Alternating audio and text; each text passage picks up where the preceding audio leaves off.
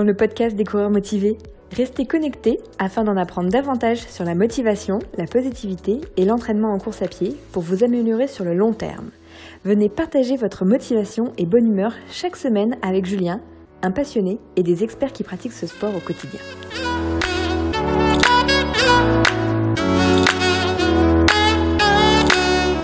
Salut, c'est Julien et je suis vraiment ravi de vous retrouver dans ce 9e épisode du podcast des coureurs motivés.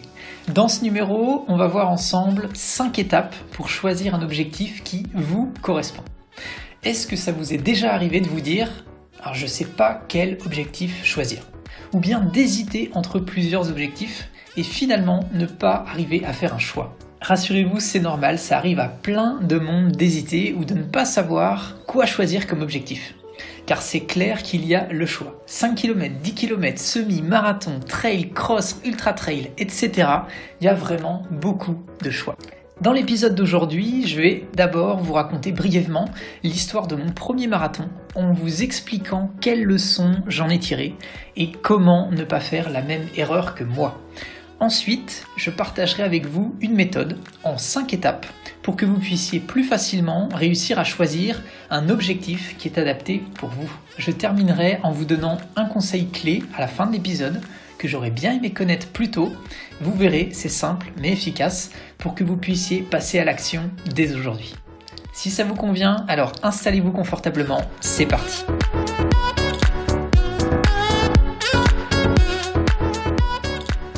L'histoire de mon premier marathon est la suivante. Début 2018, on était installés au salon avec ma chérie et elle a partagé avec moi la liste des choses qu'elle souhaitait accomplir avant ses 30 ans. Après avoir entendu sa liste, j'ai trouvé super sa démarche et j'ai donc fait la même chose. Je me suis posé, j'ai réfléchi et suite à cette réflexion, j'ai donc pris la décision de me lancer à courir mon premier marathon avant mes 30 ans. Ma plus longue distance à l'époque, c'était autour des 25 km via des trails. Alors je me suis préparé à l'épreuve pendant plusieurs semaines et c'est en septembre 2018 que je me suis lancé avec le dossard numéro 33 sur le parcours du marathon de Colmar. Après un réveil à 4h45 du matin, on s'est rendu à l'épreuve et j'ai rejoint les 723 autres coureurs.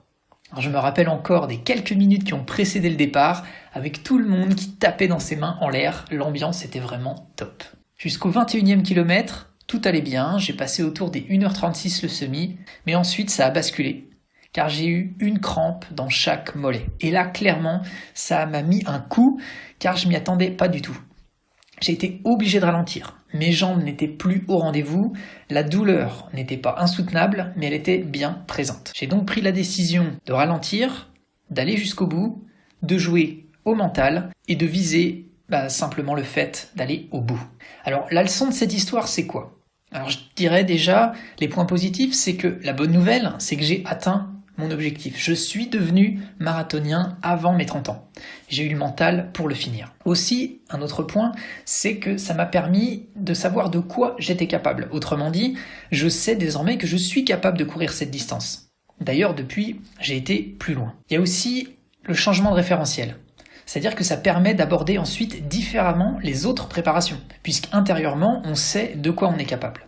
Parce que le corps s'en souvient. Et bien sûr, tant qu'on n'a pas essayé quelque chose, on ne sait pas de quoi on est capable. Voyons maintenant les leçons de cette histoire. En fait, avec le recul, je sais désormais que je me suis lancé trop tôt sur marathon. En fait, si c'était à refaire, je le ferais différemment. Il aurait fallu par exemple que je valide d'autres semis en compétition afin de mieux préparer mon corps à cette épreuve. Un autre point, c'est que je m'étais fixé un objectif de temps pour ce premier marathon. Et à mon sens, sur une distance de ce type-là, en fait, c'est pas forcément nécessaire de viser un temps précis. En fait, la distance, elle est déjà suffisante. Se fixer un temps pour une épreuve de ce type-là, la première fois qu'on l'a fait, c'est en quelque sorte facultatif, c'est secondaire. Et à mon sens, j'y ai peut-être accordé trop d'importance.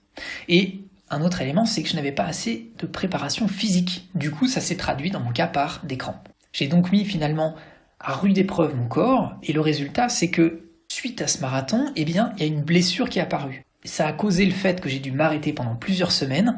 J'ai eu des rendez-vous avec le kiné, avec l'ostéo. Bref, ça m'a pris du temps. Il y a eu donc une perte de temps, une baisse de niveau par rapport au fait que je ne pouvais plus m'entraîner comme avant, et bien sûr un coup au moral. Alors comment rebondir et aller de l'avant avec tout ça? Eh bien justement, c'est le fait de choisir des objectifs qui sont plus adaptés à la fois physiquement et mentalement. Et pour ça, il va falloir prendre le temps et être patient. Alors maintenant, voyons comment vous pouvez procéder pour choisir un objectif qui vous correspond pour éviter de faire la même erreur que moi. Alors avant de passer à la technique des 5 étapes qui vous permettra de mieux choisir votre objectif, je voudrais partager avec vous ce que je pense d'une manière générale des objectifs. Et je tiens vraiment à partager mon avis sur ce sujet.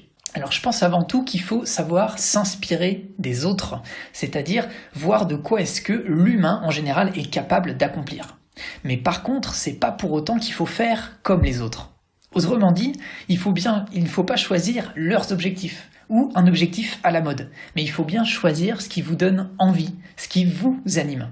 Si on prend par exemple Eliud Kipchoge, donc l'athlète kényan qui est devenu le premier marathonien de l'histoire à descendre sous les 2 heures au niveau du marathon, donc en 1h59 et 40 secondes, cette histoire, finalement, je la trouve inspirante parce que ça veut dire que humainement, c'est possible. Physiquement, le corps est capable de passer en dessous des 2 heures. Alors oui, même si pour cette course, il y a eu des conditions très particulières, avec des lièvres, avec des chaussures de nouvelle génération, etc., le débat, à mon sens, n'est pas là ici. L'idée, c'est bien de voir que, à mon sens, ça reste un exploit, donc déjà bravo à lui pour sa performance. Ça met surtout en avant que l'humain a des compétences. Mais toutefois, cet objectif, c'est un objectif qui lui est propre. C'était son objectif. Et il ne faut pas, du coup, se comparer à lui ou se comparer aux autres. C'est pourquoi, de mon expérience, ce qui fonctionne le mieux pour progresser et choisir ses objectifs, eh bien finalement, c'est de se comparer à soi-même. Alors pourquoi ? Eh bien tout simplement parce qu'on est tous différents, on a tous des parcours différents. Et ayez bien en tête finalement que nous sommes tous le héros de quelqu'un, c'est-à-dire que oui, si vous êtes capable de courir 5 km, vous êtes le héros de celui ou celle qui débute la course à pied et qui vise cet objectif. Donc vous allez l'inspirer. Si vous avez couru votre premier marathon, quel que soit le timing, vous êtes le héros de celui ou celle qui cherche à courir son premier marathon. Donc finalement, ne vous comparez pas aux chronos des autres, inspirez-vous de ces chronos pour vous dire oui, humainement c'est possible, ça lèvera finalement vos barrières mentales à ce niveau. D'ailleurs, réécoutez l'histoire inspirante de Roger Bannister que je partage dans l'épisode 8 si vous voulez en apprendre davantage sur le sujet du mental, et fixez-vous ensuite des objectifs par rapport à vos envies et vos capacités. Autrement dit, inspirons-nous les uns des autres, mais ne jugeons pas les autres parce qu'ils ont fait 1 minute de plus ou 1 minute de moins que nous. À mon sens, nous pouvons tous être fiers de courir, quelle que soit la distance. Soyez fiers de vous, 100 mètres, 1 km, 10 km, 100 km, quelle que soit la distance, soyez fiers d'avoir fait un pas après l'autre pour atteindre votre objectif.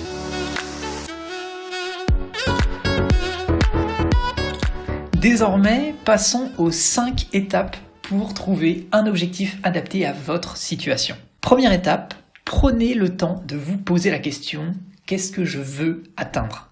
Qu'est-ce qui m'anime vraiment ? » Oubliez les autres, pensez à vous. Soyez égoïste pour cet exercice, c'est vraiment très important. Une astuce pour arriver à faire ça, imaginez-vous sur une île déserte, c'est sympa, hein ? Et dites-vous « Qu'est-ce qui me ferait plaisir ?» Oubliez les réseaux sociaux, oubliez vos amis, oubliez votre famille. Pensez vraiment à vous, qu'est-ce qui vous ferait plaisir d'avoir accompli ? Est-ce un 5 km ? Est-ce un 10 km ? Posez-vous la question. Ensuite, deuxième étape, mettez-vous dans la peau de « ça y est, c'est fait, vous avez atteint cet objectif ». Autrement dit, projetez-vous dans quelques mois, dans quelques années et dites-vous « j'ai couru X kilomètres en tant de temps, qu'est-ce que vous ressentez ?» Si ça vous fait quelque chose, si vous ressentez quelque chose, alors c'est bon signe. Vous êtes sur la voie pour trouver votre prochain objectif. Sinon, reposez-vous la question. Troisième étape, ensuite demandez-vous « est-ce que je me sens capable d'atteindre maintenant cet objectif ?» Oui, non. C'est une étape très importante, car si vous ne vous en sentez pas capable, alors ça signifie que ce n'est pas forcément le premier objectif que vous devez relever maintenant, mais qu'il va falloir trouver un objectif intermédiaire. Quatrième étape, appliquez ce que j'appelle la règle des 3 fois pour affiner votre objectif. En fait, si vous hésitez encore entre 2 distances, ou que vous hésitez encore, eh bien posez-vous la question, est-ce que j'ai déjà réalisé ou couru au moins 3 fois cette distance, en compétition de préférence? Si oui, alors cela vous permettra de l'aborder plus sereinement. Car en fait, ça voudra dire que votre corps est déjà capable de le faire et que vous savez intérieurement que vous en êtes capable. Sinon, je vous recommande de réaliser au moins 3 fois cette distance pour valider vos acquis. C'est une manière simple et efficace de jouer la carte de la progressivité. 5e et dernière étape, ayez en tête de ne pas viser la lune tout de suite. Sinon, vous risquez la déception. En fait, ce serait contre-productif. Repensez à mon marathon. Barre trop haute, trop tôt. Ce qu'il faut avoir en tête, c'est qu'on a le temps et le corps, il a besoin de temps pour se préparer. Soyez humble avec les distances, surtout celles du marathon. Ayez bien sûr une vision à long terme, mais cette vision ne doit pas se traduire tout de suite par un objectif à court terme trop tôt. Pensez donc objectif intermédiaire.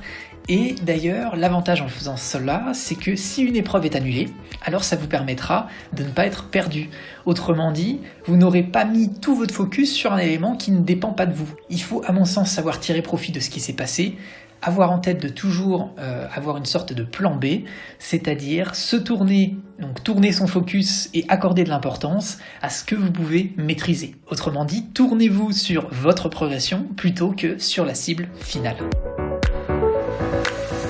Alors je vous avais dit que pour terminer, je partagerai avec vous un conseil simple et efficace pour vous aider encore davantage.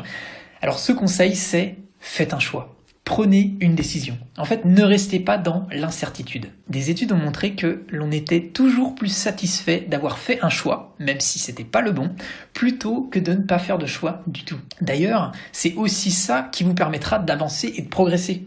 Repensez à mon marathon. J'ai fait un choix, c'était pas forcément le meilleur à ce moment-là, mais j'en ai tiré une leçon. Et ça me permet d'ailleurs aujourd'hui de partager avec vous mon expérience à ce sujet et d'avoir finalement aussi tiré profit de cette leçon pour m'améliorer et être en mesure aujourd'hui de courir des distances encore plus longues. Et finalement, si je n'avais pas fait ce choix, je ne saurais toujours pas si je suis capable ou non de courir un marathon aujourd'hui et je serais peut-être même déçu de ne pas avoir essayé.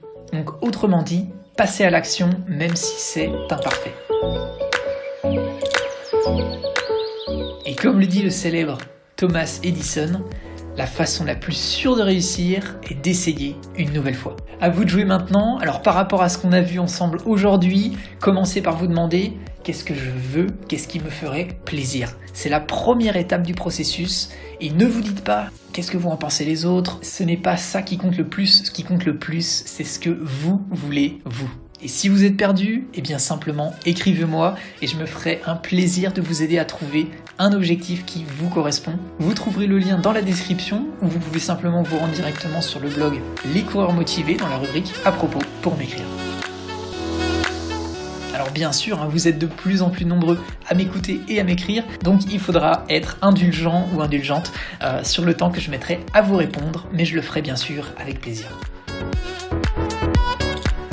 Rappel important bien sûr, comme d'habitude pour construire cet épisode, je me suis documenté et je me base aussi sur ma propre expérience de coureur, comme vous l'avez vu, pour savoir ce qui a fonctionné pour moi au fil de ces années, pour que cela soit le plus bénéfique pour vous. Libre à vous ensuite de suivre ou non ce que je vous ai détaillé aujourd'hui. Il ne s'agit pas de conseils personnalisés, mais bien d'explications afin que vous ayez davantage d'informations pour avancer positivement sur le long terme en étant davantage confiant dans ce que vous faites.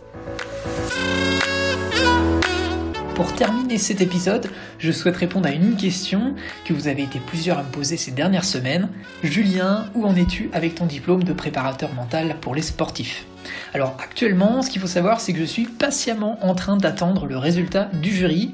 En fait, avec le contexte actuel, ils ont pris un peu de retard, mais ils m'ont dit que la réponse allait arriver bientôt, quelques semaines tout au plus. Je suis donc confiant, un peu stressé, je vous le cache pas, mais désormais il faut être patient et ça tombe bien parce que ça correspond à une des règles d'or que je vous ai partagé dans un des précédents podcasts. Et bien sûr, vous serez parmi les premiers informés lorsque j'aurai des news à ce sujet.